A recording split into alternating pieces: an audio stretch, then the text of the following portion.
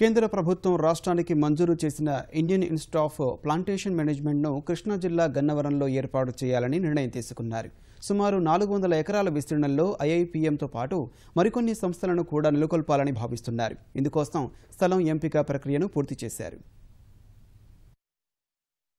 రాష్ట్రంలో ఉద్యాన పంటలకు మహర్దశ పట్టబోతోంది. కేంద్ర ప్రభుత్వ సంస్థ అయిన Indian Institute of Plantation Management ఐఐపీఎంను మన రాష్ట్రానికి కేంద్రం మంజూరు చేసింది. దాన్ని కృష్ణా జిల్లాలో ఏర్పాటు చేయాలని రాష్ట్ర ప్రభుత్వం నిర్ణయం తీసుకుంది. ఉద్యాన పంటలకు కృష్ణా జిల్లా పెట్టింది పేరు. మామిడి, అరటి, జామ, సపోటా, బత్తాయి, నిమ్మ, కొబ్బరి, పామాయిల్ వంటి పంటలు ఇక్కడ పెద్ద ఎత్తున సాగవుతున్నాయి. జిల్లాలోని నూజివీడు మామిడికి అంతర్జాతీయంగా పేరుంది. అయితే శాస్త్రీయ అవగాహన లేక మార్కెటింగ్ మెళకువలు తెలియక రైతులు నష్టపోతున్నారు. అందుకే కృష్ణా జిల్లాలో ఐఐపీఎంను ఏర్పాటు చేసి మేలైన సాగు పద్ధతులు, మార్కెటింగ్ సౌకర్యాలను అందుబాటులోకి తీసుకురావాలని భావిస్తున్నారు. భవిష్యత్తులో హార్టికల్చర్ని మేము ఎంకరేజ్ చేయబోతా ఉన్నాం.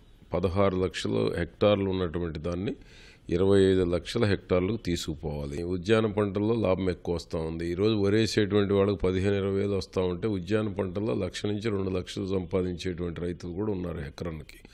కాబట్టి ఉద్యాన పంటల వైపు కూరగాయలు వేసేటువంటి రైతులు, గ్రీన్ హౌస్, షేడ్ నెట్స్ వీటి పట్ల మా రైతుల్ని డైవర్ట్ చేసి ఆదాయం వనరులు పెంచాలన్నటువంటిదే ప్రభుత్వం యొక్క ఆలోచన. ఐఐపీఎం ఏర్పాటు కోసం ప్రాథమికంగా 23 కోట్ల రూపాయల వరకు మంజూరు కాబోతున్నాయి. ఇందులో కేంద్ర ప్రభుత్వం నుంచి 13 కోట్లు రానుండగా రాష్ట్రం 10 కోట్ల రూపాయలు సమకూరుస్తోంది. ఐఐపీఎం నెలకొల్పితే ఉద్యాన పంటలకు ప్రోత్సాహం లభిస్తోంది. రైతులకు సాంకేతిక పరిజ్ఞానం, కొత్త సాగు పద్ధతులు అందుబాటులోకి వస్తాయి. ఇది పరిశోధన కేంద్రంగా మారుతుంది. మొత్తంగా ఐఐపీఎం వల్ల కృష్ణా జిల్లాలో ఉద్యాన పంటల సాగు విస్తీర్ణం పెరుగుతుందని ప్రభుత్వం అంచనా వేస్తోంది.